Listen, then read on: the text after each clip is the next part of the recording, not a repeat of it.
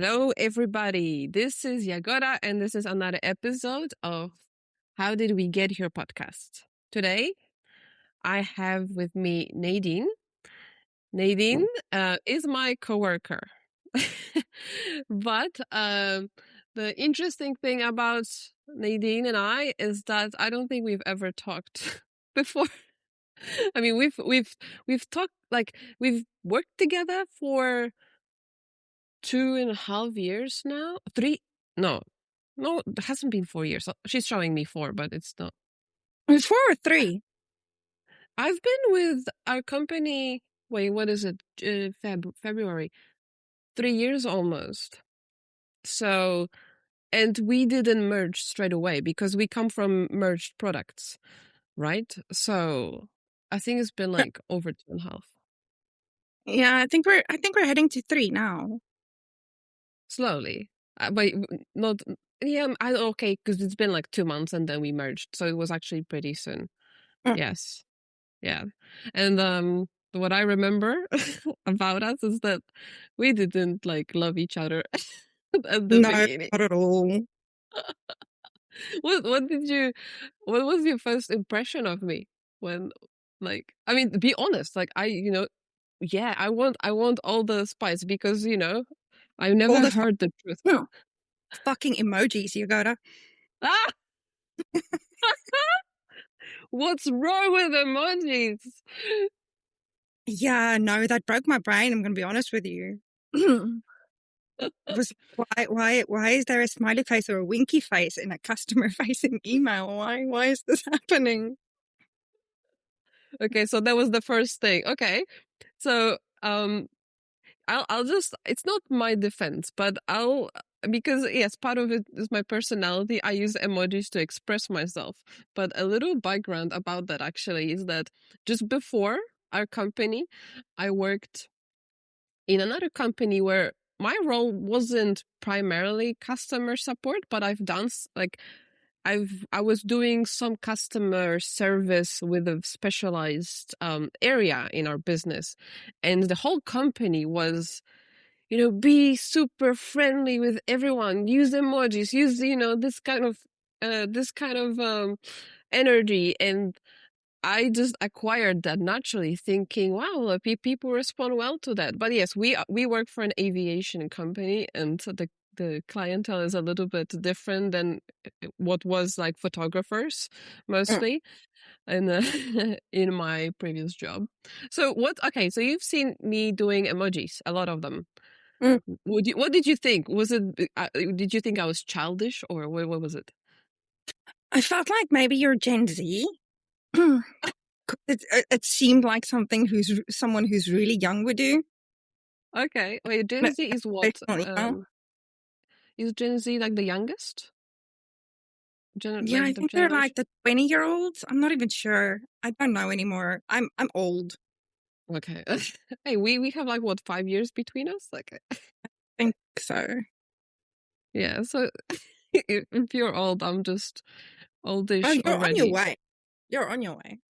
I am. Yes, I am. Okay, so Gen Z thing. Okay, but that was one thing I remember we disagreed on, and obviously, just like with every workplace, like you just do what company wants you to do. Or in Mm, this case, Nadine screams we should do like no emojis. Because I think like from my office, like in Adelaide in Australia, nobody had problem with it. But at the very beginning, but then I think with the merge, when we've decided to find our voice and our, what is it, what people call it, like values, and decide who we are as a company. I think that's where we like, no, we have to make it professional. And mm. yeah, okay, Yeah, what it was was. It was definitely a painful time. The whole merge thing. mm-hmm. Um, I think my first good impression of you was when you had a very public fight with one of our colleagues. Oh, And I was like, oh, okay, I like this. I can get behind this. wait, what was the fight about? Do you remember, or how early it was? Which one it was? Oh, Could it was I maybe. think it was like 3 or 4 months into the merge, and you had a fight on our messaging service. Oh, And I okay. was like, oh, okay. She doesn't back down. I kind of like this. This is good.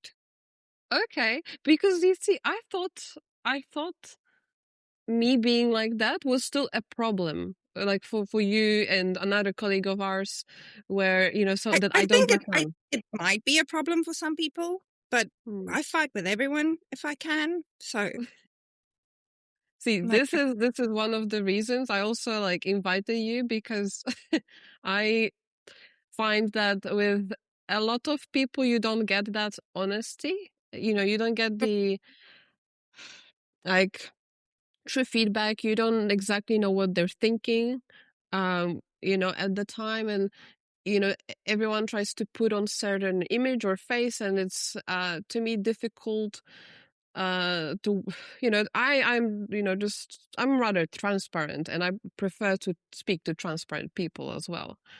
yeah. Okay. Look, I can understand why most people don't, or they're not comfortable voicing it. But I'm Mm-hmm. not going to sugarcoat anything. If I Mm-hmm. hurt your feelings, that's on you. I'm not trying to hurt anyone's feelings. I'm giving you facts. Um,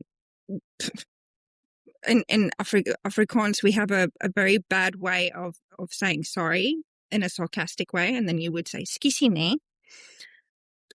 It's essentially shit happens. Get over it. Oh, okay, okay.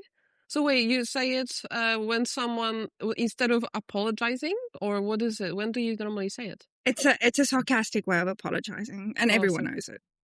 So you don't really apologize. You're more telling someone, um, sorry, not sorry. Ah, is it like in all of the situations, or even if you really fuck, like, should I swear, screw up? No, no. Look, if I fuck up, I'll own it. If I fuck up, I Okay. fuck up. I'll take it on the chin. I'll do better tomorrow. But I'm Okay. not gonna. I'm not gonna mince my words because I'm afraid of hurting your feelings. Mm. Get harder feelings. Fucking man up. Man up is such a shitty thing to say. Woman up. Woman up tougher. Woman up. Human up. Yes. Okay, see, that's actually also an interesting thing because I was told in our workplace, but also I wouldn't be surprised if someone had that feedback in real life as well. Sometimes for me, just never told never said this to me, but that some of the things I say don't land well, right? And um I always wonder what that means because what you just said is interesting. On one hand, you know, people are responsible for how they feel, not because they choose consciously, I want to feel upset. Like they just feel upset, they can't help it. And that's, you know, up to them. But then on the other hand, there is that how communication affects us. So there is almost an art to the communication, and the same message can be conveyed in different ways, and it will convey different intention, or it will have different effect on someone. So I personally find it very fascinating and try to almost experiment with communication to see how what I say affects the other person. But at the same time, I refuse to fluff it up too much just because people can be oversensitive. So where do you think is that line? Like where, because I noticed your communication is direct, but you never are disrespectful. Like you don't use the disrespectful language, but people No. can be a bit like sometimes unsure.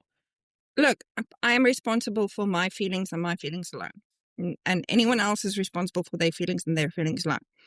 But I do try to, even when I am direct, I will always be respectful. Doesn't matter who I talk to, even if I don't want to be, because sometimes I really don't want to be. um, but unfortunately, in the industry that we work in, a certain level of professionalism is always required. And if I write something down and I reread it and I think, okay, if I'm on the receiving end of this, how will I look at this message? And if I Mm-hmm. think maybe this is not a good thing, I don't have that fluffy button to fluff things up. So I'll chuck it in ChatGPT, like make this nicer, but respectful and still direct.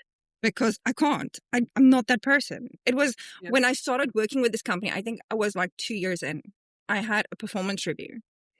And one of the things was you need to be more colorful in your correspondence. You need to make it nicer because you're too professional. I'm like, what?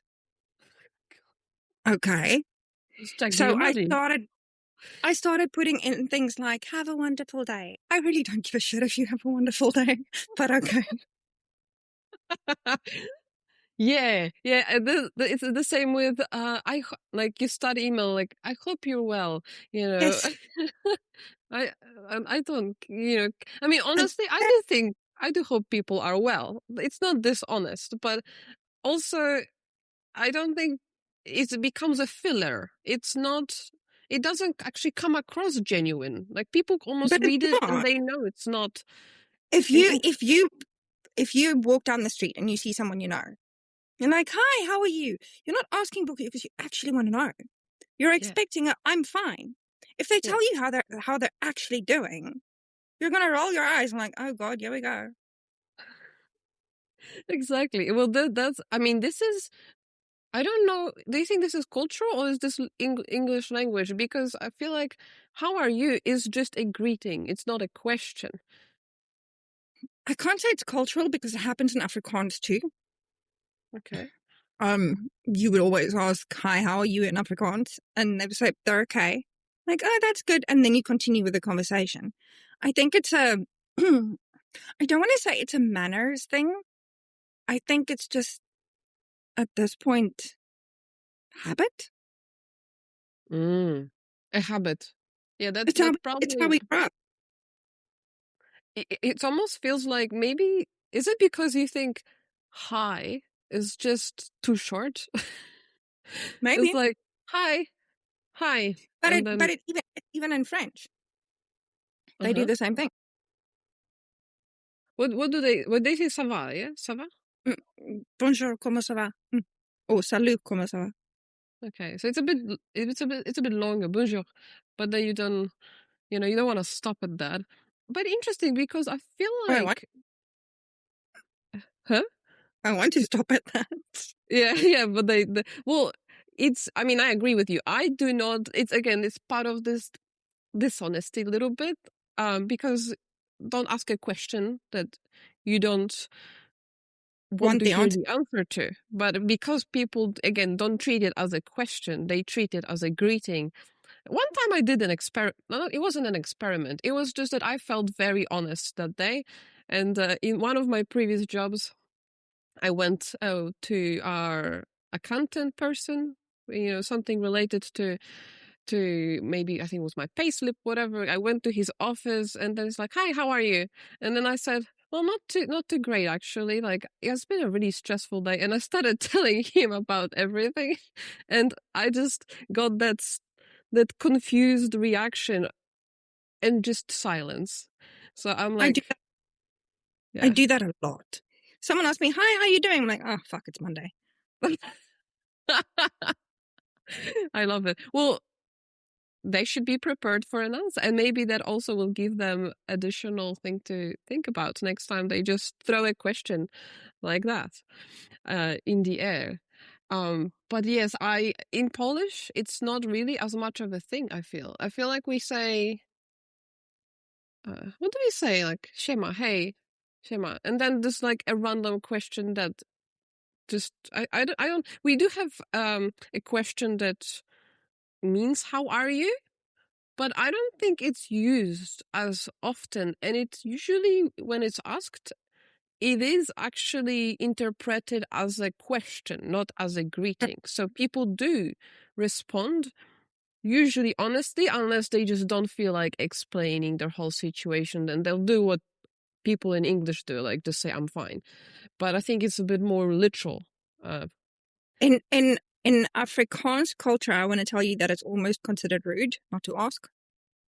Oh. Um, it's happened a million times where I'll send someone a message or I'll phone them. I'm like, hi, listen, I need this and this and this, or can we do this and this and this? And I'm like, hi, how are you? Maybe start there. I'm like, but why? I don't really care how you are. This is what I need. This is what I want.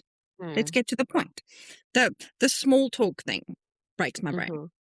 I'm like, Oh, the small talk itself is its own mm, difficulty. how's the Uh, weather today? It's weather. it changes. It changes. Sometimes it's funny. Check your app. Sometimes it's yes.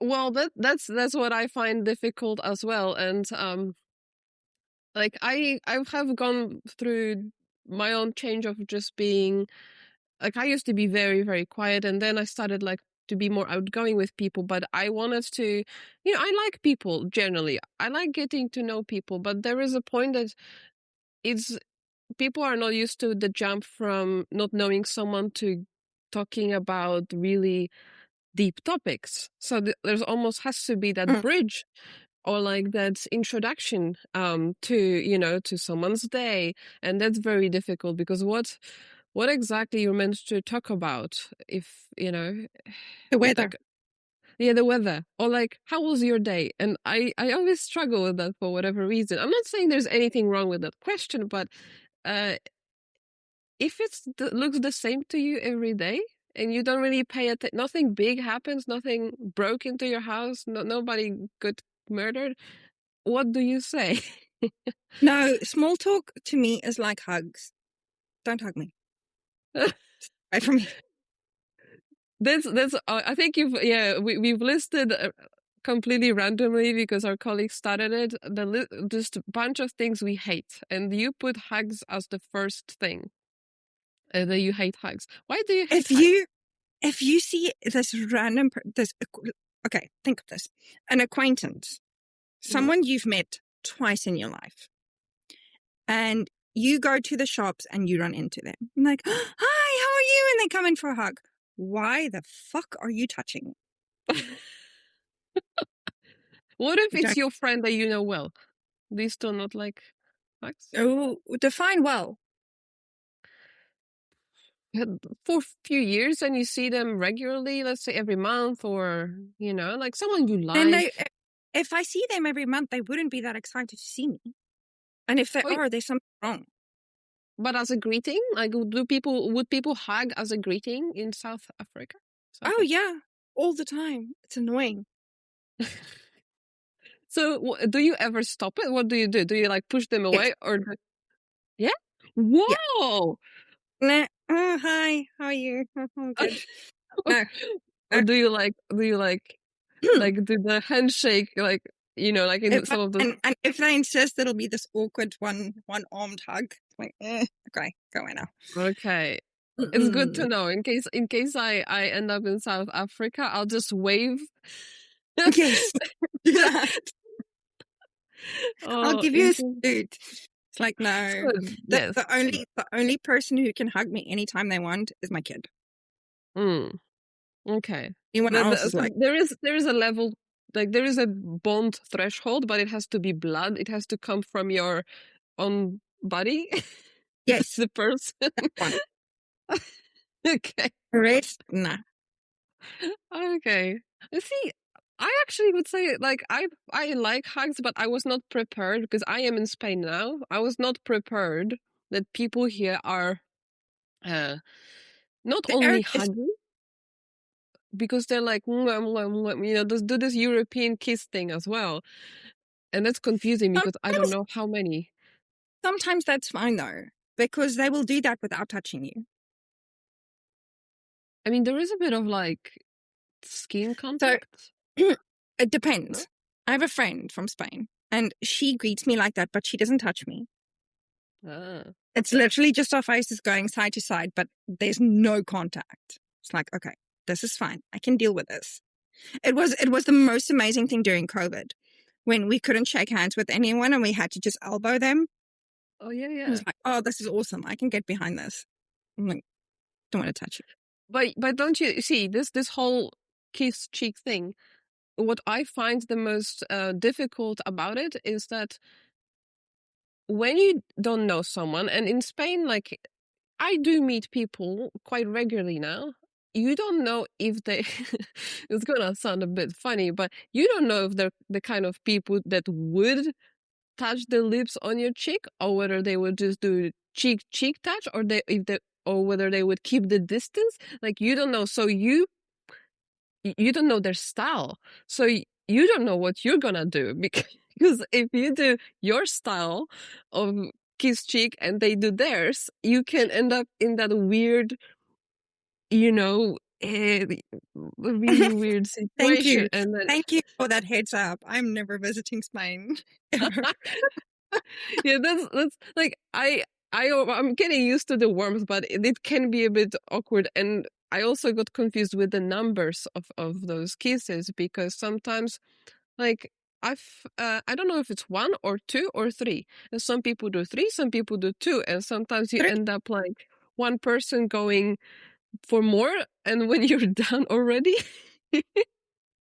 it's Three. it yeah. I think in Poland it's three, and I I don't know if anyone here did three, but you just never know because it does depend on the person as well. So they can do I like feel like mwah, that mwah, will mwah. give you whiplash. I mean, yeah, it would for me because my neck is stiff. So any kind of amount of movement like does it. So yeah. So I mean, I guess if you do come to Spain or Europe, even because some European countries still have that, they might not be the friendliest people, but there is a culture often of just, um, it's usually not probably when you meet them the first time, but when you meet them again as a hello, they would sometimes opt for kissing. So, so maybe hugs are not that bad because at least they're less confusing. It's just Yeah, suddenly hugs seem fine to me. everything is the matter of perspective, you know? Mm, It's I've shown you something worse, and now, no, I yeah, know. yes, Okay. Duly yeah. noted for my next European trip. Are you actually coming to Europe? Well, not in the near future, Okay, but there is long-term plans to eventually move. to move. Oh, all right, to move. Mm, Okay, so not just visit. mm-mm. Hmm. Wait, didn't I mean? I think I almost felt like we've briefly talked about it, but where would you go? Um, Scotland. where? Scotland. Scotland. Oh yes, yes. This now rings a bell. Scotland. Mm. Yes. There's a few reasons for that, but all I can say is Scottish men in kilts. Scottish men in shirts. In That's what. kilts. Oh, in kilts. Oh, yeah, sure. Kilts. I forgot that's yeah. Because to me, I actually didn't know how that it was called this way. I thought it's long skirt. Okay. So is this what attracts you? No, I'm kidding. Scotland is one of the most beautiful countries. Um, it's just I don't. I have a thing for bagpipes. If I listen to bagpipes, I burst into tears. I don't know. It's a thing. It's always been a love. Oh, and the Harry Potter bridge is there.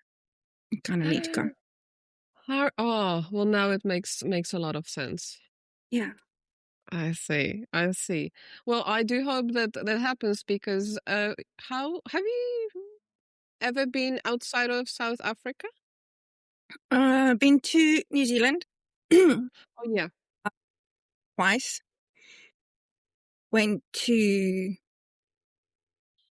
Saudi once. And yeah, there was a few layovers, but they don't count because I never left the airport.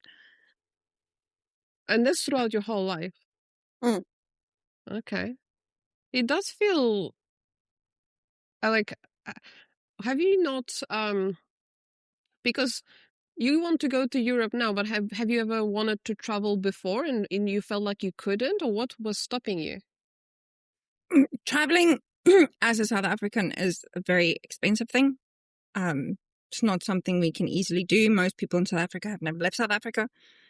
Um, I'm not a touristy person. Mm-hmm. So, as an example, the first time I went to New Zealand was for work.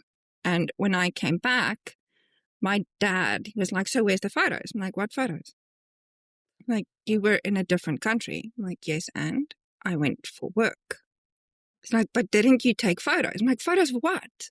What do you want me to take photos of?" It's like, "But what did you do?" I'm like, "We went to see a volcano." It's like, "Why didn't you take photos?" I'm like, "Because it had grass over it. It's like a hill. What's the point?" But so you okay, I mean, I do understand the confusion from your dad because it's still a novelty. Like, it's you're still in a place you're not used to. You don't want to like capture that? No, I lived it. It's to me, it's the same as going to a music concert and you look at everyone in the golden circle has their phones out. Oh yeah. So you're looking at this on a tiny little screen because you want to make sure you have the perfect angle. Then watch it on fucking YouTube. Put your phone away and live in the moment. Mm-hmm. Experience it without your damn cell phone in your hand. Yes. I It do doesn't I make do sense. very much resonate with that. I still take photos and not many videos, but the concerts, like I'm not even big fan of concerts. I don't know how amazing the artists, like how big of a fan I have to be to really go to a concert because I'm not great with many people, with crowds and with noise. But when I do see videos of concerts now, because not only you can see the actual artist, you see half of the audience at least has their phone up, Yeah, and it feels like it almost never goes down. It's not even for one photo and it goes back, to your pocket. It just stays up for half of the song and then half of another song, and it's. I mean, it doesn't surprise me because it does feel like people are glued to their phones. I have problem with being addicted to my phone, but I do feel like I still get try to be mindful of trying to be present in the moment. So I would take walks and I would sometimes not have any podcast, no music, just so I could hear the natural sounds of something. And I think this is very important for your mental health because if you always resort to either looking something up on your phone or using it to capture where you are or always listening to something that's not reality, you stop living in reality. That's, exactly. yeah. Look, don't get me wrong. I'm a hobbyist photographer. I love taking photos. I've done photo shoots for friends for engagements and things like that. But that's different. And if Mhm. I want to go out for a day just to take photos, that's different. But if I'm going to a concert or a different country or something like that, I'm not going to take photos for other people. It's not why I'm going. I am there. I am living it. I am looking at all these things and okay, great. It's so pretty. Now I can go home and I have the memory of it. You genuinely don't need to photograph everything. It's like photographing your meals. Stop it. Mm. What about, because one reason, like I have a friend and she told me one day that she takes a lot of photos because she forgets things. So do you find that you, because when you don't take photos, you don't have that visual reference to come back to and think about that moment in the future, something that triggers that memory. So all you rely on is whether you do remember that moment or not in the future. And without I, that quick I snapshot, don't think the human brain is meant to remember everything. no. But the And I photo think will. that's a Yes. big part of the problem with where we're at in today's day and age with everyone has some kind of mental health thing going on. Mm-hmm. Um, you're not supposed to remember everything. I don't know if you've seen the movie Inside Out, the animation Eh, is it the about one the with the emotion. balloon? The No, the one house? with the emotions, joy, anger, disgust, fear. Oh no, I haven't. No, I think had it on my list somewhere that I lost. Okay, so spoiler alert. there is something called core memories, Uh-huh. and our core memories shape who we are. We're not meant to remember everything. If something is important enough, you will. If it's not, goes into some random filing cabinet in your head and you don't need to remember it. Something might trigger that memory eventually, but and if I think about even the photos that I do have on my phone, I go through my photos maybe once every 2 years. You take the photo and you forget about it. You don't go and sit and scroll through the same things every day to remind yourself of this random thing. You forget about it. That's interesting. Like, I do know what you're saying when it comes to core memories, but I think maybe the reason why people take the photos is because they are scared. They want to remember something, but you almost cannot choose whether this will be your core memory or not. You hope, for But example, like, oh, I hope it's going to be, but at it the might not same be. time, I think that comes from having to sit through people's photos. If someone goes on holiday, let's say they go travel Europe for 2-3 weeks, and Mm-hmm. then they come home and you go to see them and they're like, oh, look at the photos. I don't want to look at your photos. Your photos don't mean anything to me. I wasn't there. Mm-hmm. And I think that's very much where it comes from. The photo isn't going to mean the same thing that it did when you experienced it. Yes. It can remind you of it, but you're not going to get the same feeling. Did you ever tell someone, like, I'm not interested? Like when they try to show you photos? Yes, What did they say as a that's rude. reaction? Like, Oh, they did say.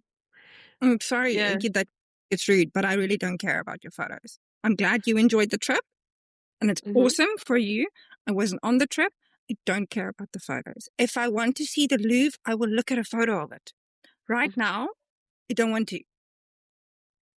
See, I love that. And I feel like, because right now, this, yes, appears rude to people because in their eyes, They're they excited. are, They want to yeah, show they're you. excited, right? But the thing is, by you not being interested, is it's not it shouldn't demean their experience, right? It just means for you within your life, this seeing those photos is just not important to them, but it shouldn't make them feel less in any way, but it does. And people are not used to that honesty. Tell me about your trip. Tell me Mm, about things that happen on your trip. Don't yeah. show me a photo. Tell Yes. me about how you fell off the steps at the Louvre. I want to hear that story. I don't want to see a nice posed picture where you're standing in front of the Louvre. That's not interesting to me. Yes. That's what I find with Instagram. I use Instagram is the only social media I really use. Even though I am on Facebook, I don't really use it. And Instagram is a photo social media. It's very focused on photos. So obviously, I'm not surprised that people just put up photos there. Oftentimes, it's idealized. It's so well thought through and edited that it blows my mind how good it is, like how perfect it is. And I do this too a little bit as well because I used to be a photographer. I like visually like paying attention to details. But whenever I make posts on Instagram, I know you don't have Instagram, so you don't see them. I do But have it. I don't use it. oh, okay. Oh, maybe okay. I'll. If you want, I'll give you my Instagram later. But if you don't, that's fine. But what I do is, um, I, I would not forgive myself if I just put photos with no caption on what I think or feel about something. Because to me, those photos themselves, they already exist on my phone with no context. So when I choose to post them on my social media, like on Instagram, I treat it like I used to. I used to do it like when I was a teenager, like have a blog or something. Like for me, it's more of a like a journal or blog. And yes, people can see it and like it, and there is the whole social media aspect to it. But it's very important for me to know how something made me feel and what was memorable out of all of that place or experience. And I don't see that much in Mm. other people, which So is sad to me, like a little bit, because that's probably the most valuable. I have my Instagram account, and then I have a second one that I Oh, started when AI images just became a thing. So I okay. did a whole lot of AI art, but I didn't do a random picture of Yoda. I created AI images like of mental health issues and things that made sense to me. But Oh, when the AI imaging boom kind of took off and every second Instagram account did the same thing, I stopped because now it's becoming commercialized.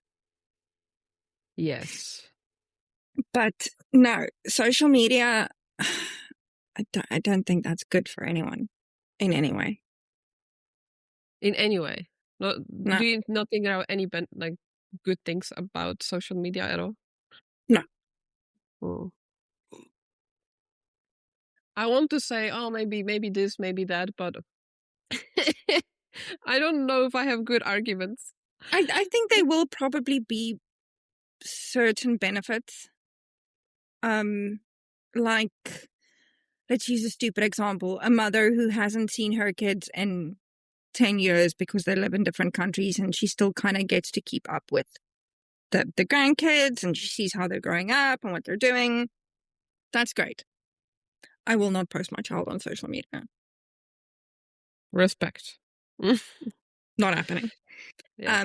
It has certain benefits. I know there's people who met the love of their life on social media, but I think there's too many drawbacks to it. How many marriages has it ended? How Mm. many true crime stories have come from it? It's Mm. it's a dangerous place, and we're raising a generation who rely on instant gratification because of the internet. Everything's instant. Everything is at your fingertips. That's not a good thing for anyone because instant gratification is not a thing in the real world. You don't walk into a job with a six-figure salary as an entry level, but they expect that because everything else is instant. So why can't this be? Mm-hmm. No, It's that's definitely, and this is, I think, only the iceberg of like the tip of the iceberg of all of the downsides to it. mm, You're not even speaking about how the algorithm just makes you spend too much time, and it your shows you what you want to chemical see. brain, like chemically your brain is just not yeah, detached from what's happening around you and focused too much on the screen and what's happening there. People can't talk to each other anymore because they Mm. don't. They talk to each other on social media apps and messaging apps. And then when you put them in a room together, they look at each other like deer in headlights. Like, Mm-hmm. ooh, what do I do now? But we tested Yes. this not too long ago. The algorithm tells you what you want to hear. Your ChatGPT and my ChatGPT gave two different answers, Yes. but it's the same GPT. But I think in this case, I suspect that what it did, it interpreted our own bias based on how we wrote the prompt. But but that's the point. That's Yeah. what all social media does. People think you have all this information at your fingertips when you don't. You have Mhm. what they want you to see. I shouldn't say they because that's a very broad statement, but you see what you want to see at the end of the day. You see what you have trained your app to do based on your own confirmation bias. If Yes. you're a staunch Democrat, you're not going to see videos of Republicans because that's not what you engage with, and Or vice you versa. will, but the one that criticize what Yes, you don't support. Yeah. you're not going to Exactly. see the other side. It's dangerous. It's a dangerous way to live your life. I know. I actually I very much agree, and I mean, confirmation bias probably has been an issue way before social media, but because when you add to it the whole idea of how much time people spend on social media and the algorithm that is again supports like your bias, Yeah. it only makes you more of an extremist in your It's opinions. the stupid example. If you're religious, let's say you believe in the Christian God, and Mm-hmm. someone comes to you and tells you, but explain this to me. Explain this specific thing to me. And you go put this into Google, and Google tells you there's 5 results. You're going to click on the result that you want the response to be. There can be 3 results. The first one tells you, no, you're wrong. This is never going to work. The second one's going to tell you, maybe. The third one's going to tell you, yes, you're 100% correct. You're amazing. This is what it says. You're going to click on the third because you don't Mm-hmm. like it when something doesn't agree with you. And that's human. The problem is you need to read all 3, Mm-hmm. and people don't. Yes, exactly. And that's that's the problem. You people don't like being wrong or No. proven wrong. Um, you know, And there's nothing it's wrong with being wrong. We all have to be wrong. I know. But it's this is like at least this whole Google search is oftentimes within the comfort of their home and they're the only person. So if they find out they might be wrong, it's sort of very behind the closed doors. But it's to me also the most very interesting when you observe people in social like in a situation where you've got opposing opinions and e- people almost first they're hesitant to disagree with someone because they don't know how the other person is going to react, and if they do disagree in some capacity, people often get too defensive. They Mm, cannot have a debate that's productive. They take it very personally that someone disagreed with them, and instead of treating it as an opportunity to learn, it exactly. it turns into an argument, right? But that's the thing, and I think that's what people misunderstand, because if I disagree with you, I'm not attacking you. I'm Mm-hmm. disagreeing with a specific point of view. And that's why the world is so divided at the moment. And I'm gonna drag America into this because it is currently one of the most divided places ever. Mm-hmm. They are incapable. If you have one political point of view, at the moment, most of them are incapable of being friends with the other side. Stop attacking the person and attack the problem. The person is not the problem. And if they have a specific point of view, that's attack that. Mm-hmm. I have very different views on politics and religion and vaccines and that type of thing with my mom. But we can have the conversation. And I'm not attacking my mother. I'm just telling her your opinion on this is stupid. And I will usually get a response like, oh, you can't say that to me, I'm your mother. I'm like, exactly, that's why I'm saying it to you. But But you we see, this can is actually sorry. This is uh, like a lot of people, if there is like,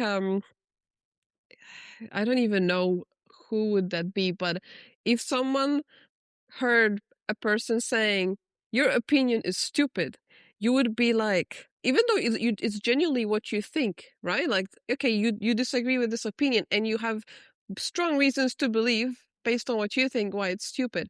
In this whole psychologically, politically correct communication world, you should not be saying that to anyone. I don't care. This whole thing about I'm entitled to my opinion. Yes, you are. And I'm entitled to tell you you're fucking wrong. It's genuinely as simple as that. You can have your opinion. 100%. Yeah. I can have mine. Thing is, only one of us at the end of the day is right. There is this thing that I've heard in like YouTube debates and things when people say, but this is my truth. No, Mm. sweetie. No. There is no such thing as your truth and their truth. There is one truth. Do you think there is a single truth to every topic? Yes. Really? Yes. Okay. Because I'd say there are topics where the perspective, it's not necessarily about everyone's truth. I still wouldn't say it's everyone's truth, but I would say sometimes there is almost no truth or it cannot be confirmed. So I'm trying to think of an Even example. if it can't be confirmed, there is still a truth behind it. If we don't know what it is, that doesn't mean there's no truth. That's true. I'm thinking like, okay, there are topics like, for example, we cannot confirm what's after death, right? No. Because we're all living beings and someone's dead. I can't invite them to the podcast. Not yet. Maybe one day we'll get there. Who knows where technology will take us? But I'm there are definitely topics. I'm gonna see if I can think of some throughout this episode. Okay, but this is an interesting one. What do you Hmm. think happens after we die? What do I think happens? I think either one of two things. And again, this is just my theory. Um, First Hypothesis. one is nothing happens. Literally, Mm-hmm. we stop existing, and you know what do they say in? I think I've heard it in church. You come from the ash, you turn into the ash, something like that. So, To ash, dust to dust. oh yeah, something like that. I mean, I don't know exactly what they mean when they say it, but I imagine that it's like you come from like something and then you turn into like dust and that's it. That's how I visualize it. And literally there's just nothing else you see existing. Your consciousness is dies with you, and the world moves on, without you. You're just one little dot within everything else. And the second theory that Yep. I have is related that like the idea of consciousness can exist besides the body and mind. So I wouldn't maybe necessarily say I fully think the reincarnation, Reincarnation.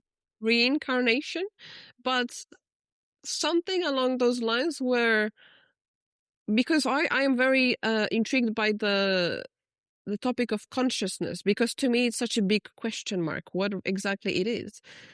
I feel that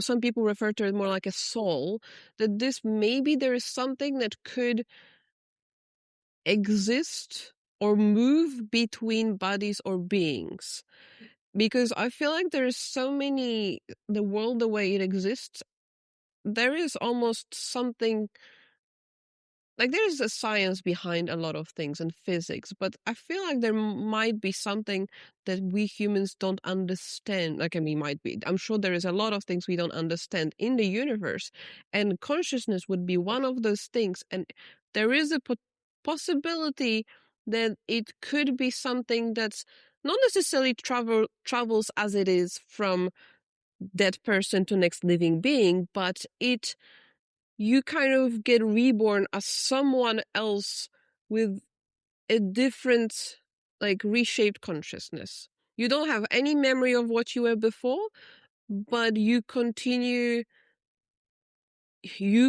quote unquote existence as someone else completely, or something else, could be. That's like a different theory I have, but I wouldn't say it's more likely than the other. It's probably less likely. What do you think happens? The same thing that happens before you were born. So nothing. Hmm. Hmm. Yeah. Well, You I get. cease to exist. It's Mm. Yeah, we don't necessarily know all the answers to consciousness, but what about a person who's brain dead? Is their consciousness still intact? Has it moved on? If you go with your second hypothesis, It's, but the thing is, saying I don't know is a valid answer because we don't have to know everything. Yeah, exactly. About the brain dead person, I imagine, like, to me, the consciousness would still be there, but it has to probably come with, the brain function in order to express whatever whatever you are as a conscious person. I've heard that with, like, people, and I don't know how true it is, but with Down syndrome people, that the way they feel inside is very different to the way they function and come across. You know, I th- like it's they there's almost like huge set of obstacles from the way they feel in within to how um they end up acting and behaving and speaking. Most of us don't have as much of a barrier. There's always some barrier, because our brain allows us for this full of pretty big expression. Well, if you the more mentally the more of a mental disability you have, the bigger that bump is. So I would say that even if someone has no brain function, the consciousness would still exist. At least that's what I suspect, like, based on my theory. I think well, for me it's a lot simpler. I Hmm. will believe everything with evidence. Hmm. If you What can do you prove think of something, people? I'll believe. Mm. And what do you think of those people who, they have the near-death experiences, or they died already, like, biologically, and they speak about seeing, like, floating above the reality, Okay. different sort of So imaginary. that's been debunked Oh, properly. really? That has been? Yes, it has been debunked. I know a lot of people will disagree with me on this, but people who say they've had a near death experience, and I'm going to use the example of someone in the US who grew up in a evangelical Christian household, has a near death experience, and they swear they saw Jesus. Okay. Mm-hmm. Someone in the Middle East has a near death experience. They swear they saw Allah. It is your brain deprived of oxygen. You will see what you believe. That is all it is. Mm-hmm. Because no Christian is ever going to tell you they had a near death experience and saw Buddha. Not going to happen Mm-hmm. in Yeah. any religion. The people floating, I know the one study that they did with that is someone died on the table. They had a note written down on a cabinet, on top of a cabinet, and they asked them, what did that note say? That has sufficiently been debunked. I don't take away from what people believe. If you Mm-hmm. believe it and it makes you a better person for it, keep believing it. I'm just not going to agree with you. Mm-hmm. I also think that those kind of experiences, just, they're not like what I don't believe. Like, I don't believe those people are really crossing anything. They're not crossing any bridge to heavens. What happened is your brain is producing chemical reactions that kind of, whether it's lucid dreaming, whether, we have experiences in our lives where we, like, oftentimes it's during the dreaming phase, or unless you've got additional disorders or, migraines that make you see more things that really exist. But it's your brain producing, kind of messing with you a little bit, like Hmm. giving you that If your brain is experience. deprived of oxygen or blood, it's going to malfunction on you. Mm, yeah. And And a possibility that you hallucinate during one of these episodes, I'm going to go out on a limb. I'm not a scientist. I'm not a biologist. I'm going to say it's about 99%. If you don't have the optimal circumstances for your brain to function, it's going to fuck around on you. It's like taking mhm. shrooms or ayahuasca. You're going to see shit Oh, that isn't. that's actually a good one. Like, I was thinking, yeah, like, what else gives us imagery? Like, yeah, those kind of visions. Psychedelics, very, Drugs. very easy one. Yes, exactly. Drugs. So exactly, it's our, and it's fascinating. It's our brain can do so much.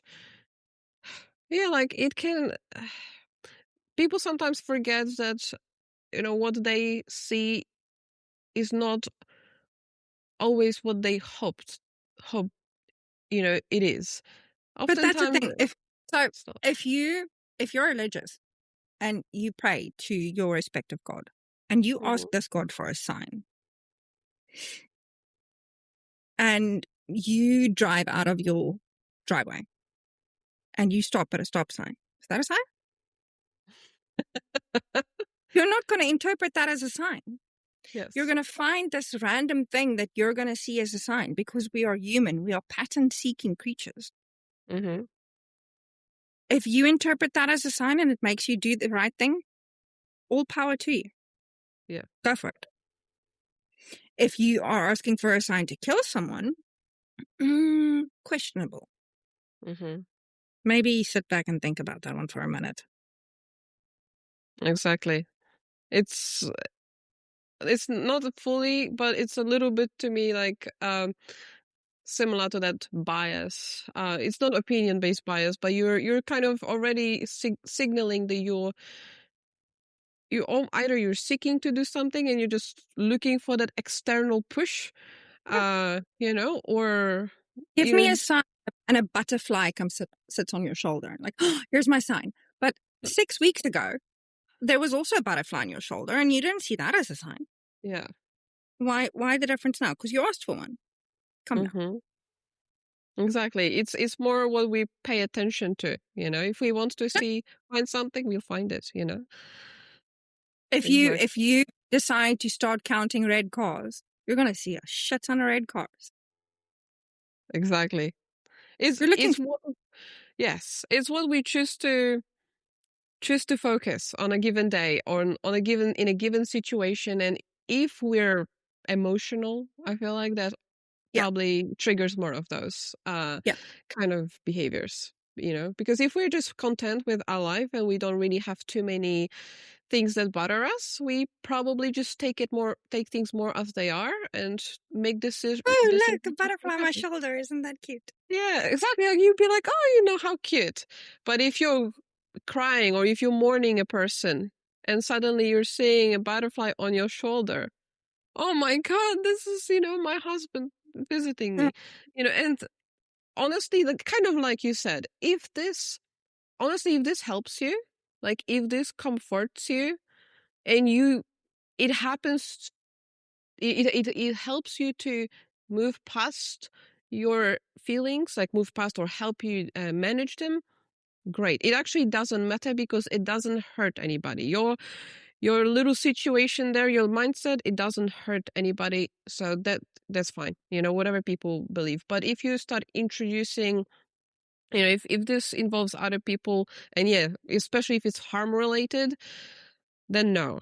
You If know. your beliefs are damaging to others, then you don't have the right beliefs. Hmm. Exactly. Exactly. Always a fun Um. topic. Yeah, I actually have one question. Because we talked about the what happens after death, but I have one question related to death. Are you scared of death? No, No. So if you just died, like, I mean, if you die tomorrow, like you're dead. You're not gonna. But if you found out you were gonna die, like let's say you have some you know disease, and they estimate you've got a month to live, how would you feel about it? I won't tell anyone. Okay, you wouldn't tell anybody. Nope. Interesting. No replacement at work. Nadine just disappears from the face of the earth, and then we have to deal with your tickets. What is it?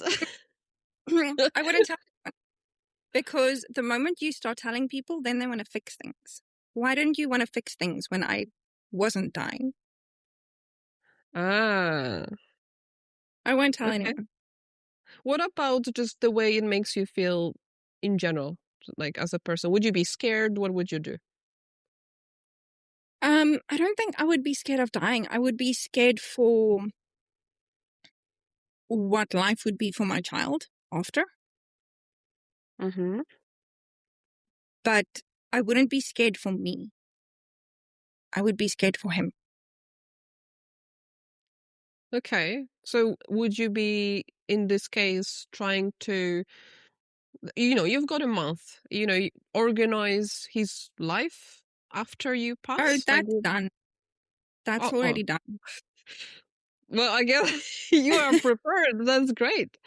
Uh, Uh, I will still think about how he's going to deal with it, that type of thing. mm. Um, but no, I wouldn't be scared. But it's the one inevitable part of life. Would you tell him? Because you said you wouldn't tell anybody, but would you tell your son? No, Why not? Do you not because think? that would put him in a permanent state of is today the day instead of just living the day with me as we always do. Hmm.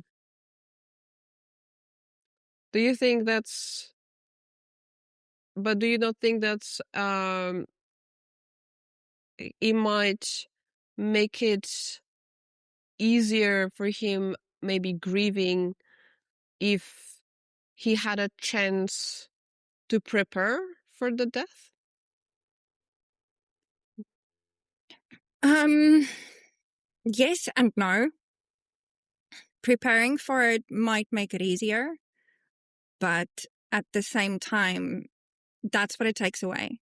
Preparing for death takes away quality of life.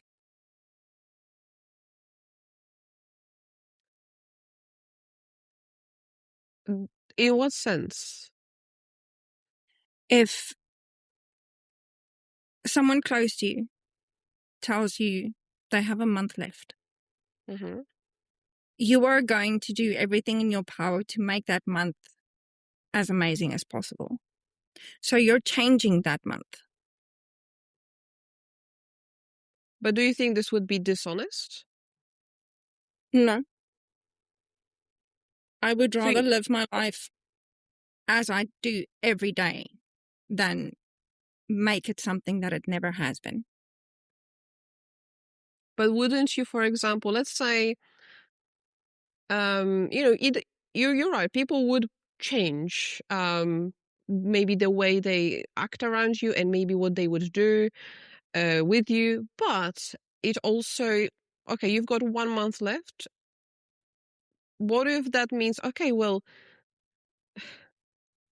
let's say we can make sure you don't feel like crap within the next month, and we can make you feel as okay as you can. Oh, if they know, they'll be like, okay, let's go to Europe, let's make memories. So they Okay, but are, I know that for you it's not gonna matter because you're gonna die very shortly after. But like those people, let's say close to you, I mean, in this case, your son, okay, you would only, in this case, hypothetically tell your son, and you would give him a chance to make some more unique memories. So yes, not an everyday life situation, but something more, something different. no. No, you wouldn't want that. And also, you wouldn't want to see, for example, and do things, like knock off your bucket list just before you kick the bucket. No. Look, I have a bucket list as long as yeah, as long as the list of people that I don't like. But no, Why? my end of life should be my life, not I am doing this thing that has never been part of my life or even a possibility of being part of my life because I'm going to die soon. But like, what about your savings, for example? You might as well. I mean, I know you have a son. You would probably, want to set him up a bit better. But um, let's without like worrying about your son's future, you technically have that opportunity or retirement money or whatever that is to do something that you wanted to do. You wouldn't want to experience that feeling of like, oh, now I'm seeing, let's say, Belgium, like this kind of country, something I wanted to do anyway. It's not like you're changing your goals. It just Pushing gives them you, forward. yeah, pushing you. Mm, yeah, and I understand your reasoning behind it. But if I'm honest with you, I will probably think about it, but I won't do it. See, because I'm genuinely not trying to change your mind, but I want to like dig more to see, if you even thought about those things, because sometimes people like consider some things and make their own decision, Hmm. or have opinion based on those factors, but they could not have considered other ones. So at least I can get the response, I can get the argument.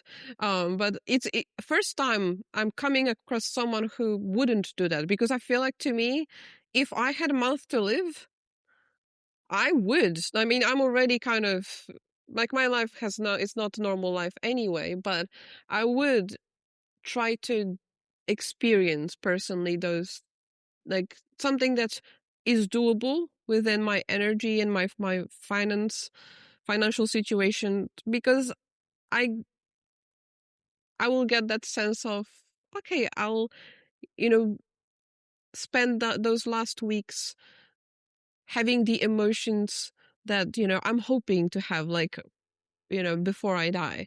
I'm Um, I'm gonna I'm gonna relate to something stupid, something really silly, but it might make more sense to you. When you get married on your wedding day, would you have your nails done? no, Would you have your hair done and your makeup? to a degree that I feel within is my comfort, because I don't really like to having too much products on me. It's the same thing. Hmm. I never had my nails done because it's not me. I'm not gonna have wedding photos. That's not me. I'm not suddenly gonna turn into this touristy person because I have a month left to live, because it's not me. But I guess those, like I said, those goals um would still be yours, right? Like, for example, like, I'm talking about things that you would still want to do, Yes, right? it is a goal, but it is a long-term goal.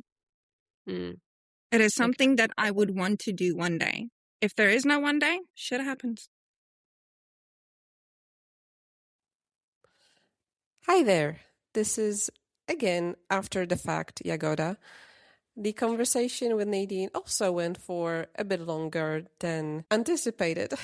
So, this was part one of the conversation, and in the next episode, we're going to start off with part two. Stay tuned for that.